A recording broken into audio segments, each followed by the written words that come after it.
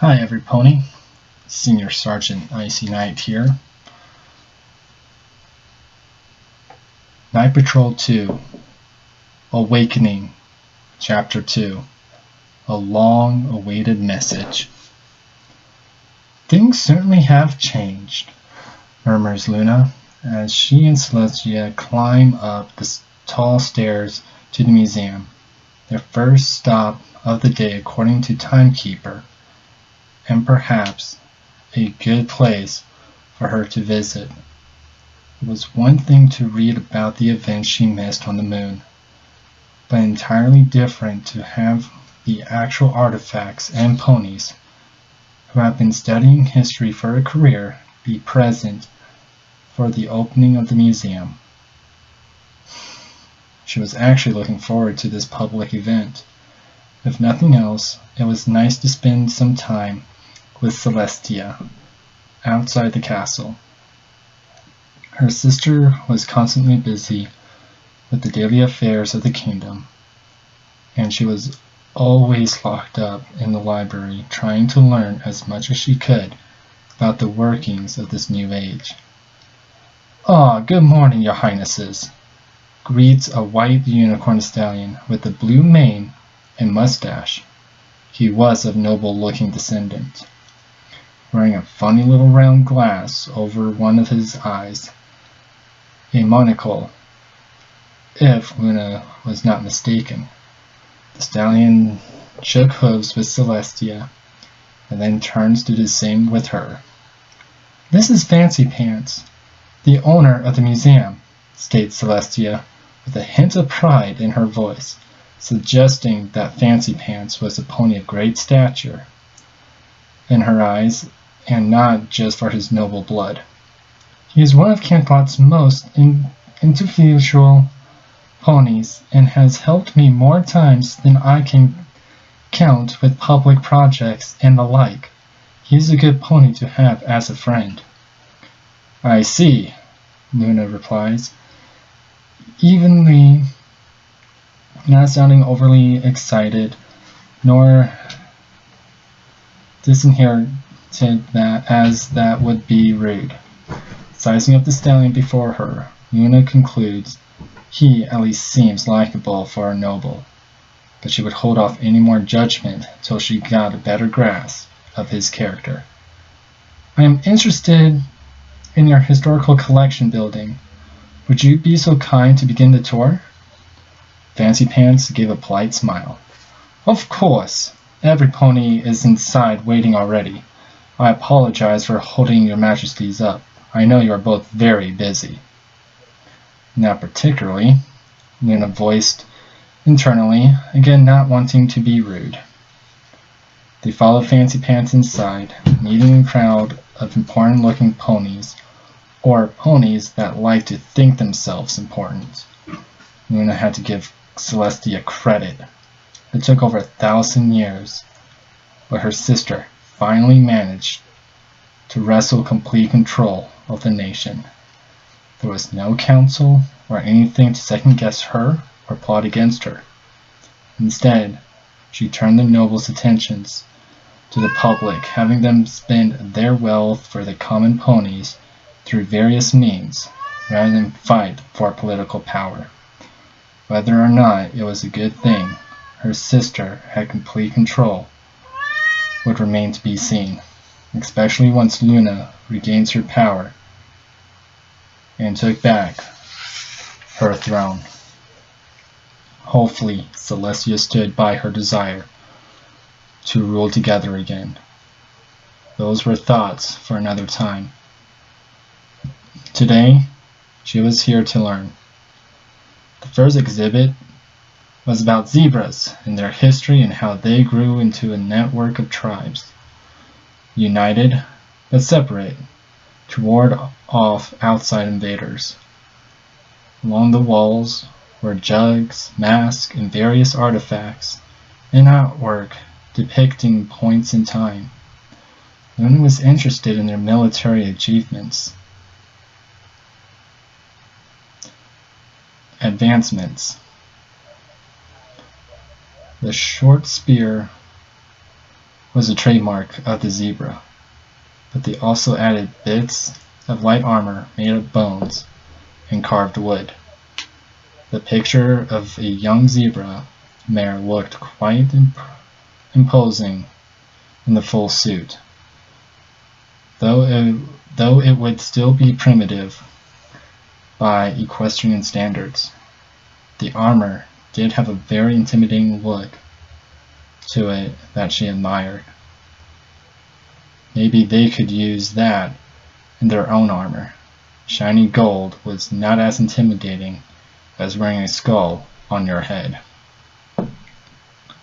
Moving on to the second exhibit, Luna was disappointed to find it was about the 3 tribes. Not that it wasn't interesting, but she lived through those times, and there were nothing but bad memories and heartache. The narrative the guide was lecturing seemed too rosy to her. Even after the tribes united, there was still much famine and conflict. It's not like everything was resolved in a day. The old proverb about old habits was very true, especially between tribes that had been at war with each other for decades. Even 1,000 years ago, some issues between the tribes have not been resolved, and she has seen examples even today of old insults rising to the surface when ponies started to argue heatedly. Losing interest in the lecture, Luna quietly pulls Fancy Pants aside and whispers in his ear, "Pardon me, Sir Fancy Pants, but do you perhaps have an exhibit featuring history within the last 1,000 years? Probably after the appearance of Nightmare Moon?" The stallion's eyes sparkle as he led her by the hoof to a different room. "I believe I have just the thing, my dear Princess of the Night, though I do not know the exact time period of the displays. It is something that has baffled many historians since the discovery of these certain artifacts." Excitement flutters in Luna's chest as they round the corner to this excitingly mysterious exhibit. From the looks of the entrance, they weren't even done setting everything up yet. Peering inside with wide, wonder-filled eyes, Luna's wonders what she would see. What she saw shook her to her core. Celestia heard Luna's gasp, and wondering what was going on, went to investigate. Emerging through the doorway, Celestia's ears flopped down when she saw the exhibit. Oh no. Inside the room rests a massive skeleton of a pony being strung up with wires from the ceiling. The giant grinning skull resting on the ground as the team of ponies struggle to raise it. The skull could only belong to one pony. P-Rex, the giant pony, one of Luna's night patrollers. "Put him down," mutters Luna, hot tears rolling down her face. The ponies moving the bones didn't hear her, her voice too soft and too choked up to be heard. Angry, Luna dug her hoof into the tile floor, sucked in a deep breath, and screams at the top of her lungs. "Put him down this instant! We command you!" Every pony stops what they were doing and quickly got out of the blue princess' way as she stomps over to P-Rex's bones, leaving a trail of craters in her wake. With tears streaming down her face, Luna presses her body against the cheekbone of her lost friend, her wails echoing off the walls of the building. Through her tear-stained eyes, Luna looks around at the rest of the exhibit. More skeletons lining the walls, bones of dragon ponies, pieces of rusty patroller armor were displayed in glass cases along with pieces of broken weapons and body parts. "Every pony, please leave," commands Celestia, silent tears running down her cheeks. "My sister needs some privacy. As do I." "Your Majesty, I'm sorry, I had no idea," Fancy Pants began, but Celestia stops him short. I know. Just go, please," she commands. Making sure every pony was out of the room, Celestia seals the entrance with the spell, walks over to her sister, and drapes a wing over her shivering body. "I'm sorry. I didn't know. I really didn't." Luna threw herself against Celestia, tightly hugging the elder alicorn as she hid her sobbing face in her sister's mane. "They're gone. They're all gone. My patrollers, my ponies, my friends, they're all dead. It just never hit me. No, I knew. But I didn't want to accept it. I tried to distract myself from the reality of it. But seeing this, I miss them so much." "I know," Celestia cooed. "I miss them too." They stood there, holding one another, surrounded by the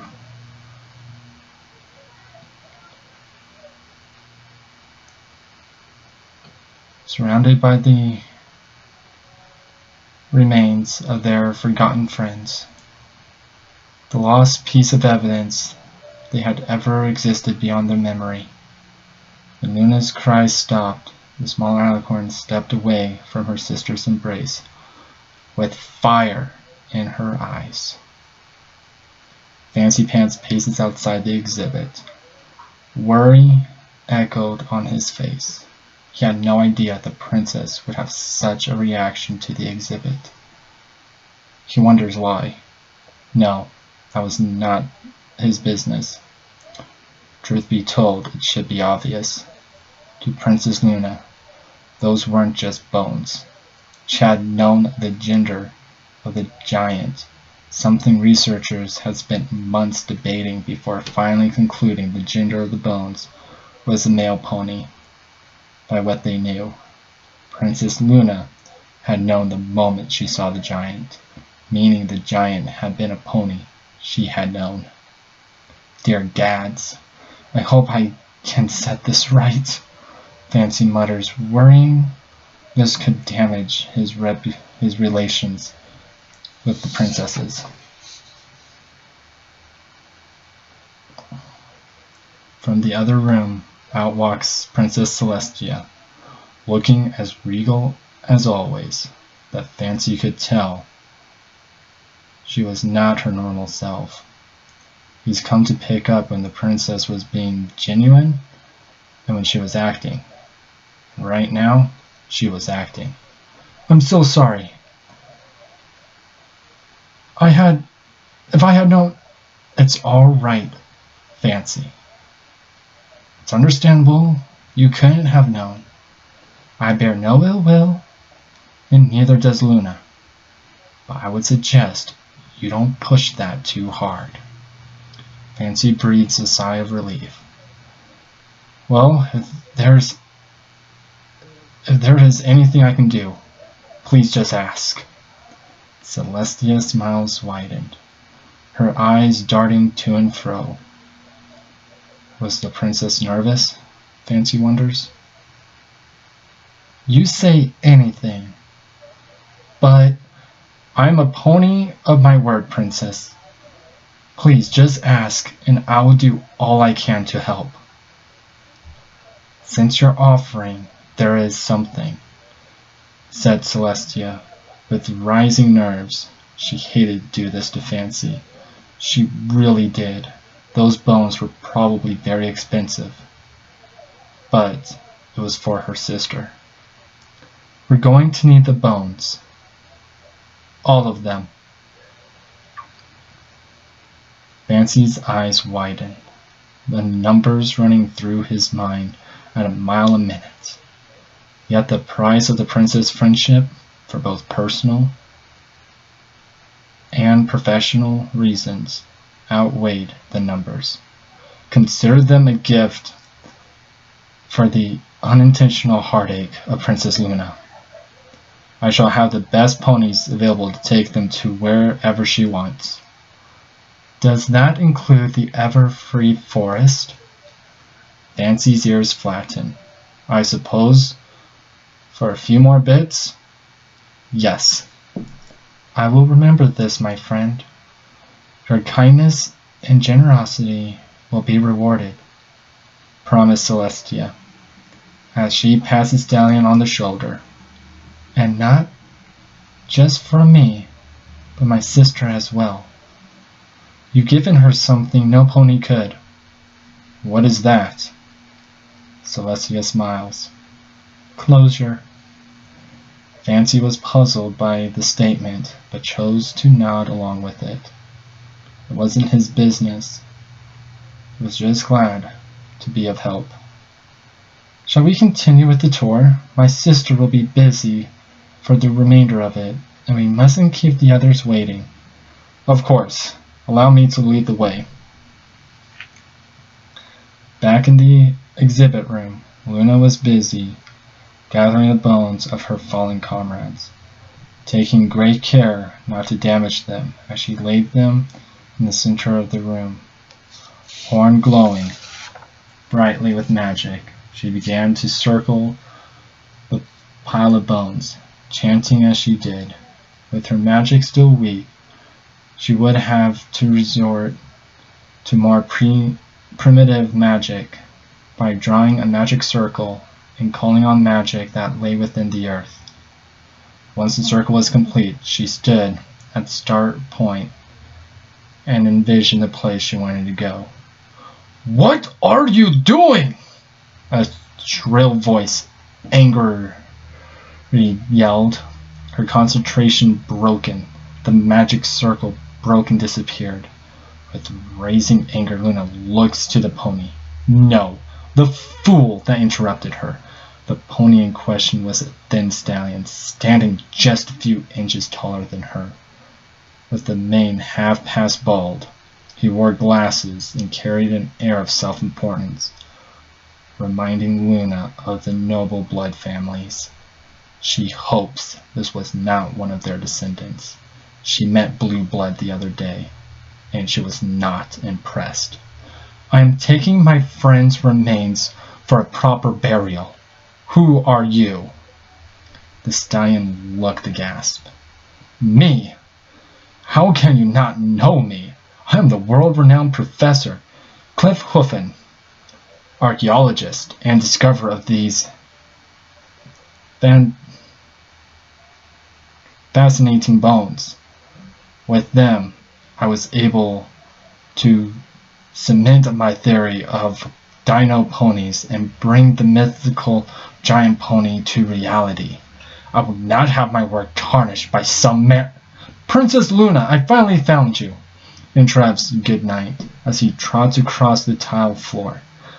Sir Fancy Pants has given me his seal and has offered move the remains at his own expense in apology for the unlawful unearthing of your friends. He wanted me to assure you that he will cover all burial expenses and more. Here, this is the document giving you ownership of the remains. Princess Celestia urged me to give this to you right away, saying it was the utmost importance. Thank you, Goodnight, smiles Luna, as she accepts the paper to read them over, ignoring Professor What's-His-Name as he stood aghast. Everything seemed to be in order, though she would prefer to handle the bones personally.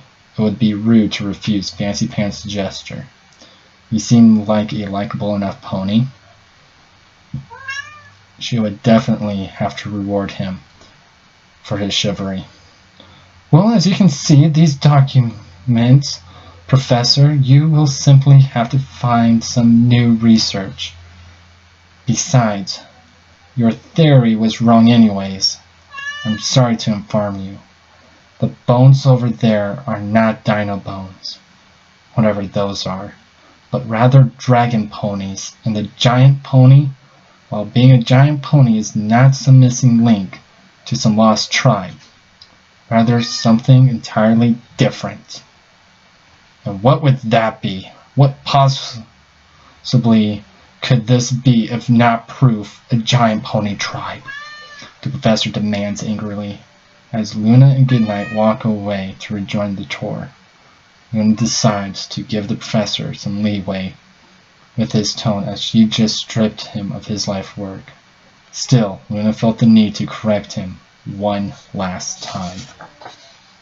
A friend, Professor. He was a friend, and they all were. I urge you to remember what you think and theorize. I have lived. Please feel free to come visit me if you ever need some fact-checkings.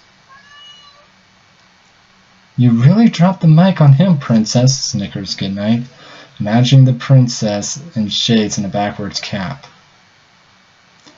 Thanks, I think. What is a mic? Why is it so funny that I dropped it? Goodnight could only bite his lip to suppress his laughter. It's a new culture thing. Go to a DJ Pawn 3 concert and you'll understand. DJ Pawn 3? What a weird names we have nowadays. Luna says out loud as they met back with Celestia in Fancy Pants.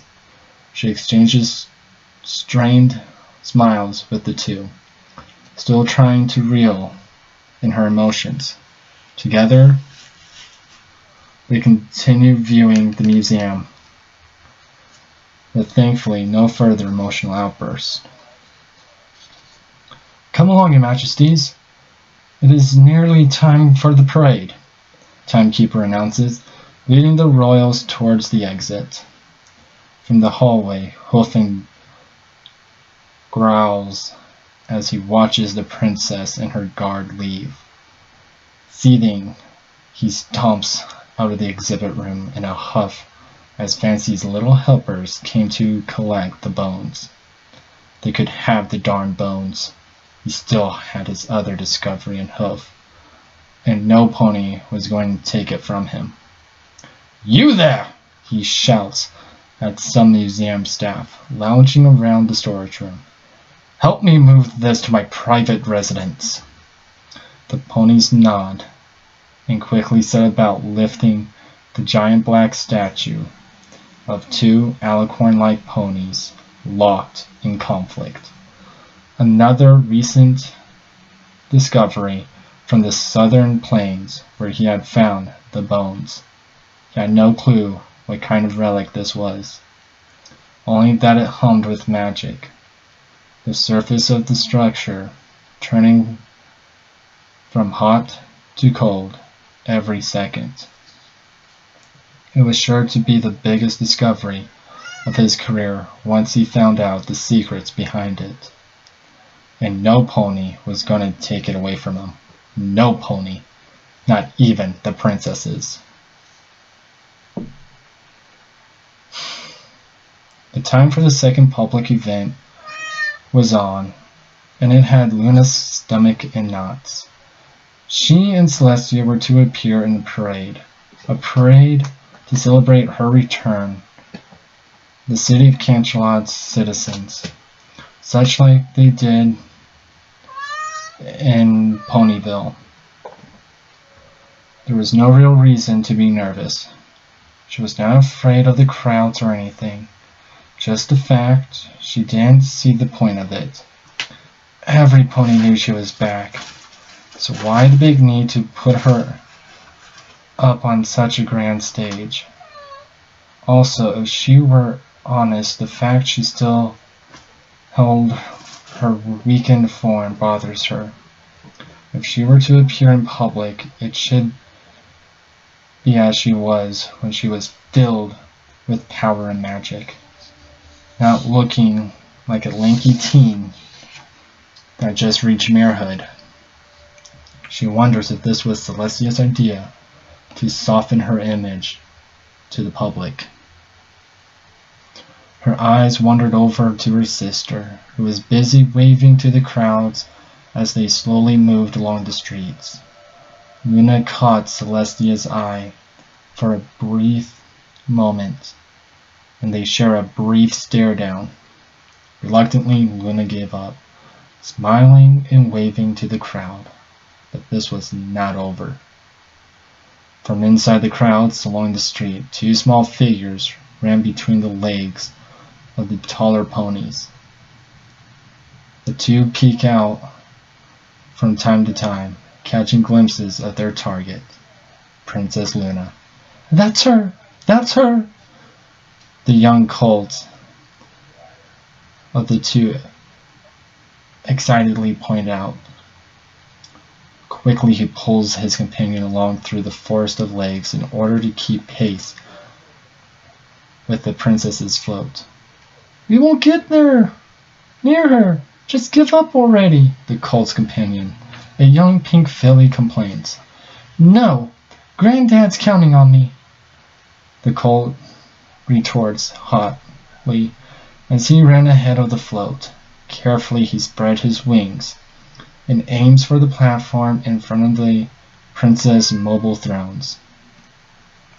There were a lot of guards, but he was sure they wouldn't hurt him too bad, as he was only a colt. That is, if they didn't kill him on the spot. "Here I go! Thrice! No!" the little filly screams as her bull-headed brother broke out of the crowd, flying into a path of the princess' float. The guards were upon him instantly. "Let me go! Let me go!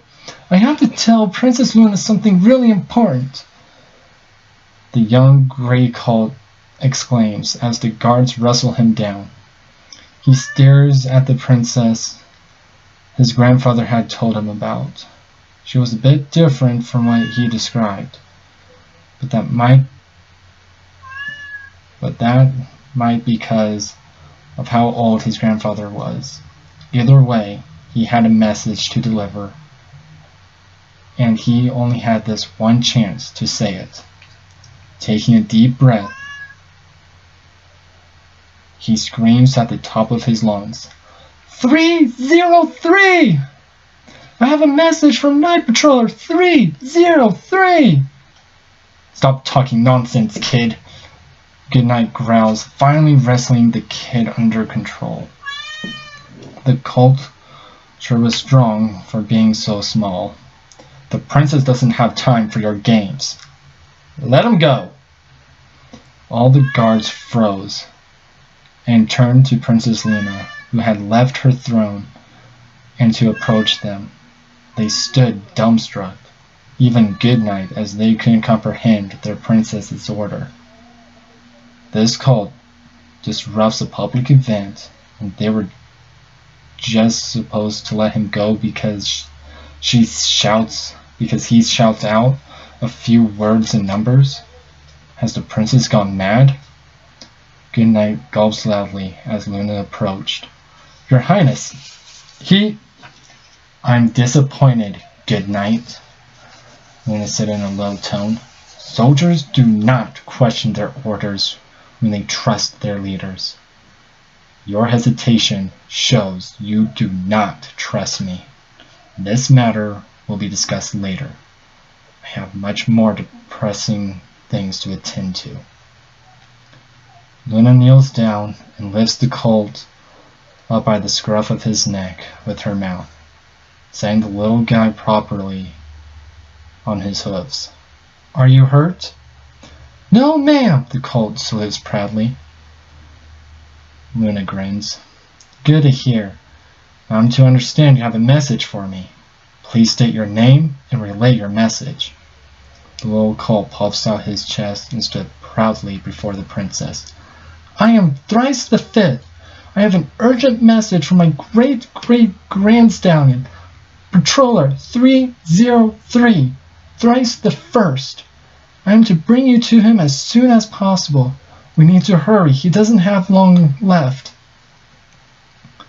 Before Thrice could process what was happening, he suddenly found himself on the princess's back and in the air. Where is he?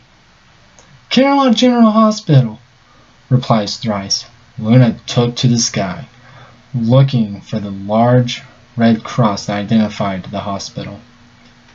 Hang on tight, little Thrice, she warns the colt as she spread her wings. This will be a bumpy flight.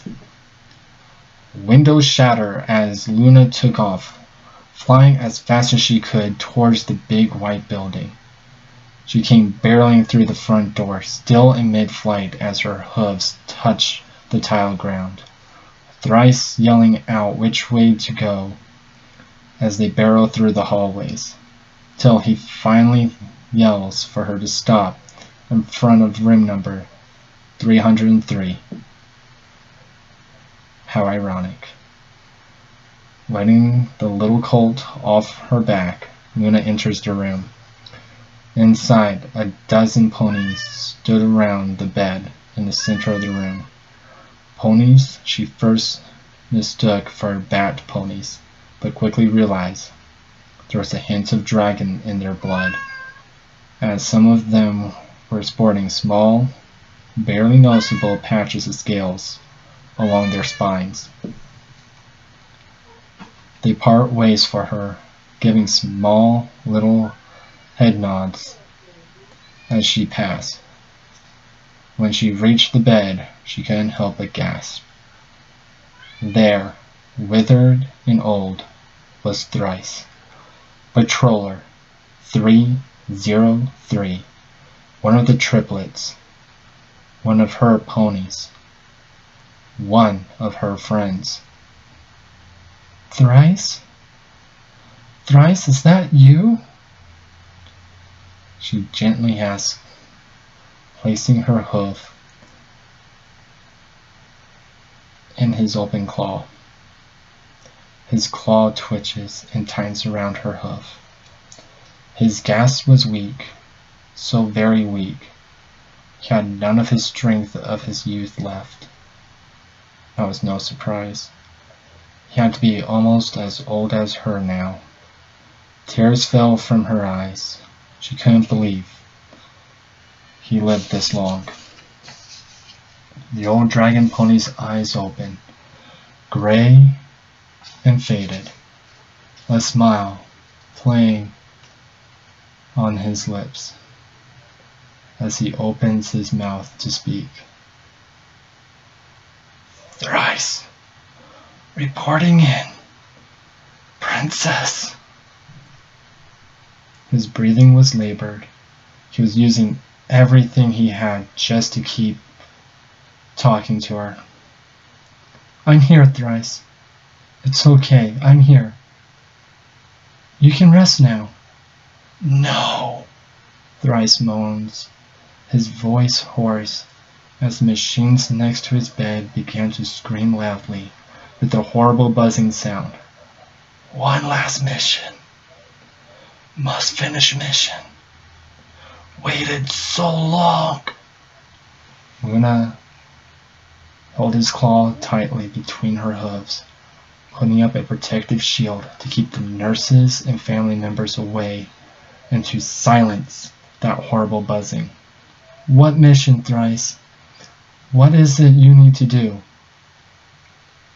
Sixes. Castle.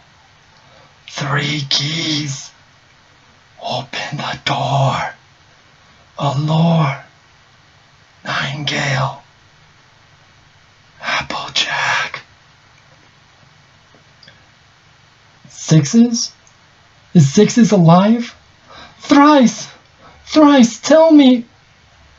It was too late.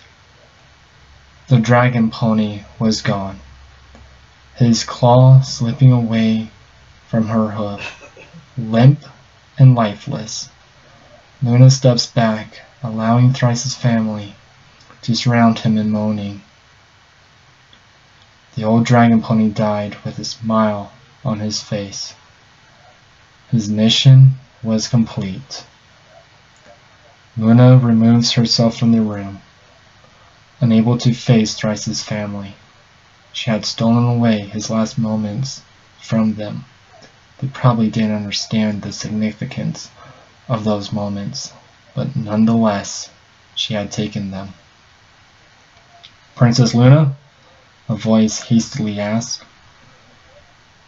She looks over to see little Thrice the Fifth, the colt that had brought her here, and next to him a much taller pony that looked like a young Thrice.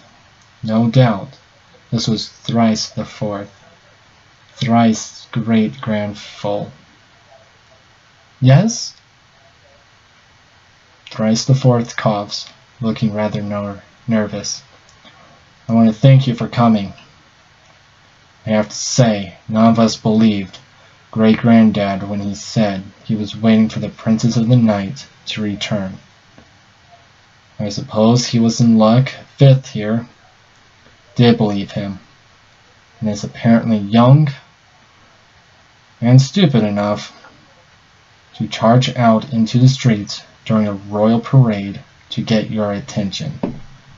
"He is a bold one," chuckles Luna, ruffling Thrice the Fifth's hair. "Though I would advise not to do such a thing again, unless it is the utmost importance, of course." "Aye, ma'am!" the little colt exclaims excitedly, though his excitement quickly fades as he looks into the room where his grandfather lay. Thrice huddles against his father's leg, hiding his face from the princess to try and hide his tears. His grandfather told him never to cry in front of other ponies. There, that's okay. It was his time," Thrice the Fourth consoles his son. "Still, even I'm surprised the old stallion died. It seemed like he was gonna live forever. But I guess that was just foolish to believe." Though Luna felt the same sadness as little Thrice, but she kept herself composed, knowing the time to mourn would come later. But the question still plagued her. How did Thrice stay alive for so long?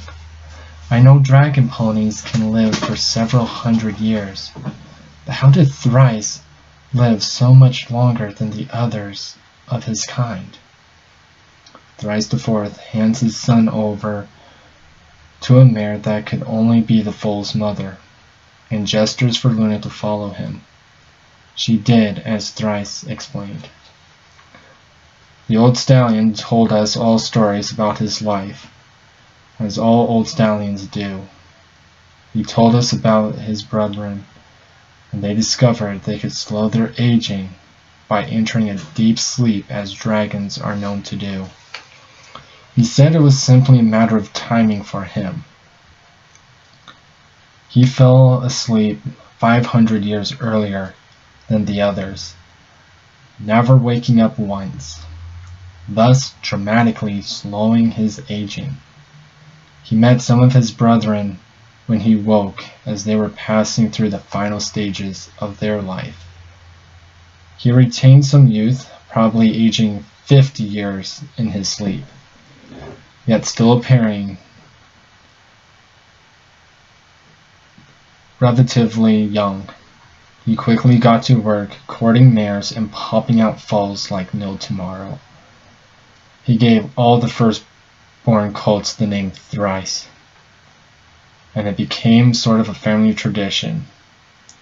He outlived his son and his son's son, my father, Thrice the Third, saying he couldn't die, so he told you his message. I see. Thank you very much for tolerating my intrusion. I know it must have been very confusing for you all with my sudden and rushed appearance. Thrice shook his head. No, it's no trouble at all.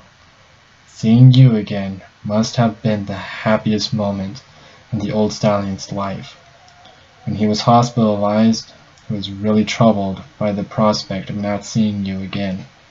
He was close to having me give you the message, but he was stubborn and wanted to do it himself. Probably why he encouraged little Thrice to go get you. The adults were very unbelieving that the old stallion actually knew the newly returned princess. Hopefully you can forgive us for our ignorance. If you are willing, would you mind aiding me in burying Thrice? I wish to send him away like in the old days, and I could use some help. Princess Luna, said Thrice the Fourth, we would be honored to help you lay him to rest.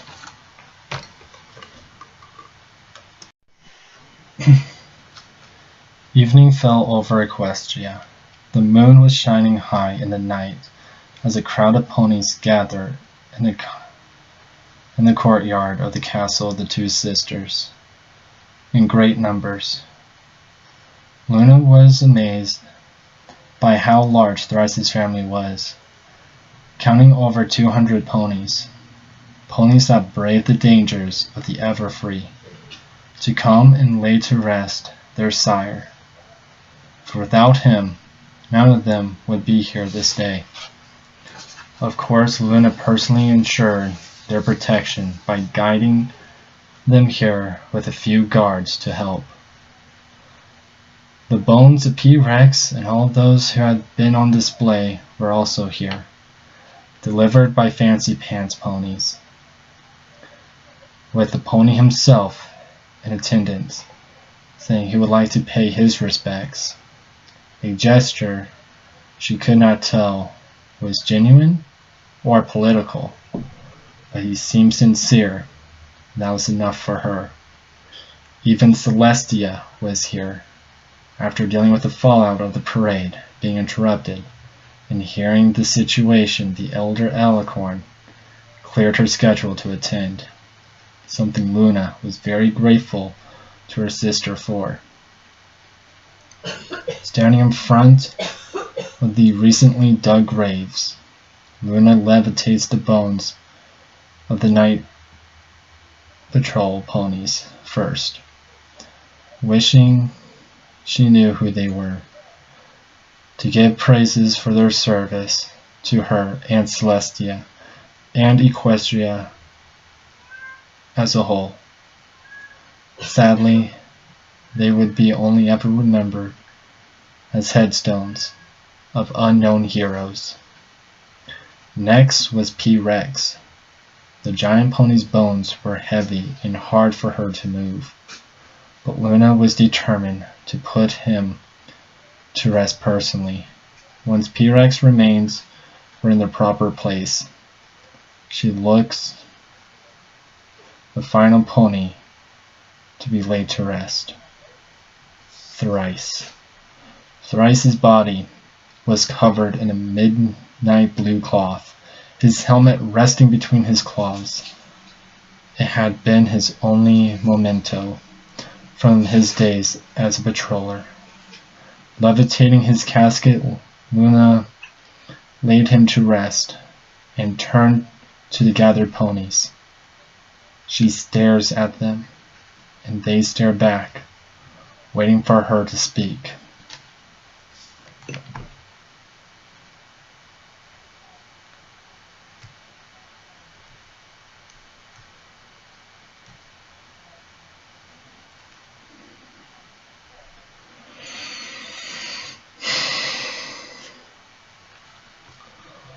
I've known many ponies over my long life.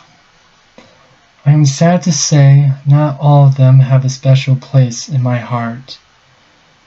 But this is not the case of Thrice.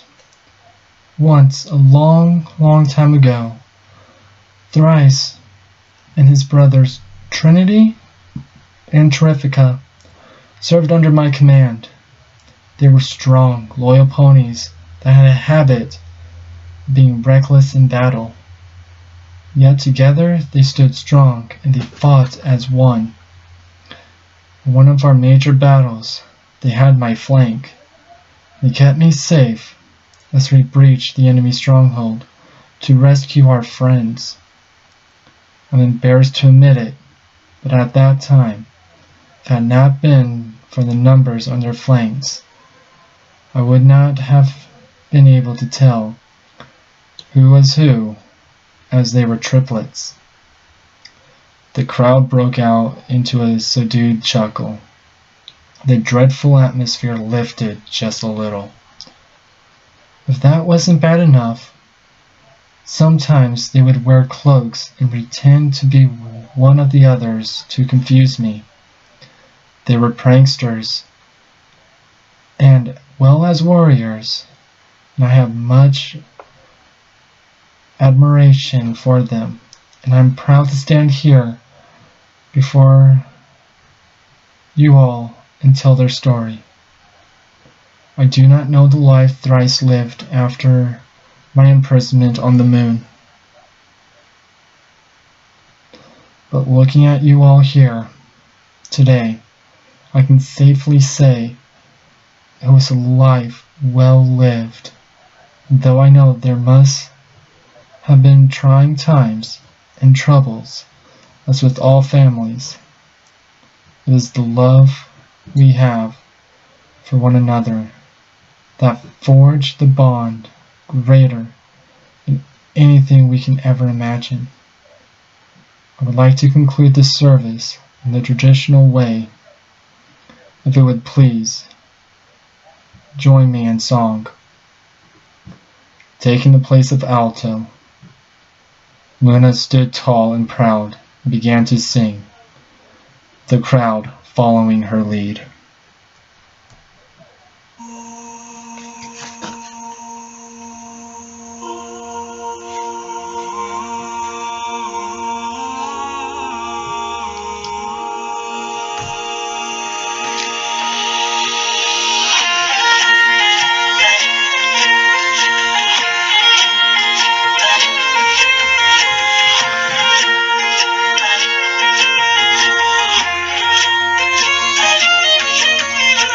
Be thou my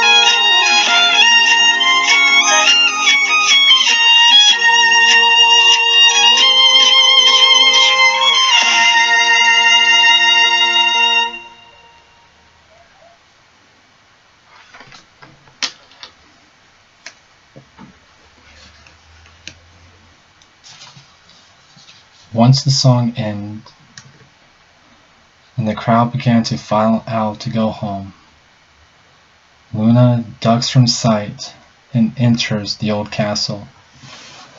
Thrice's final words playing over and over in her mind like a movie reel. A fabulous new invention that plays pre-recorded plays. That was besides the point. Thrice mentioned something about sixes in the castle and some sort of keys. She moves to the lower levels, looking for anything out of place, passing by the memorial wall along the way. Pausing in her search, she quickly adds Thrice's name to the list. As she finishes carving in the stone, Luna notices a beam of moonlight pointing at the wall. Looking up, she saw that the moonlight was shining through a small window, maybe only an inch wide. Following the light, she began to tap the wall, hearing a hollowed sound. Is this a door? She wonders, using her magic to pull the two stone slabs that made the door apart, revealing a flight of stairs. Well, this is new. Trotting quickly down the stairs, Luna found herself in a white marble room with a huge door. In front of the door were 3 statues of 3 very familiar ponies. Allure, Nightingale, Applejack. 3 keys. Luna looks closer at the statues, comparing them to the memories of her friends. Something seemed off. She looked at Applejack's statue and then Allure's. Applejack's hat, it's missing. So is Allure's earrings, as well as Nightingale's medal. Could they be the keys? If so, keys to what? Luna looks up at the huge, imposing door. Something was behind it. Something for her from her friends. Something important enough that they didn't tell Celestia about it. There was no way her sister would keep something like this from her. Not that she could. I'll figure this out. I swear. Luna yells, running up the stairs, excitement rushing through her as she seals the door behind her. Did she dare hope? Did she dare even dream what could be behind that door?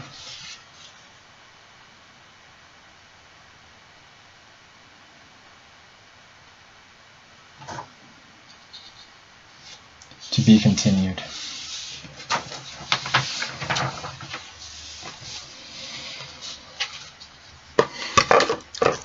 That was Night Patrol, Chapter 2, Long Way Message, written by Foxgear.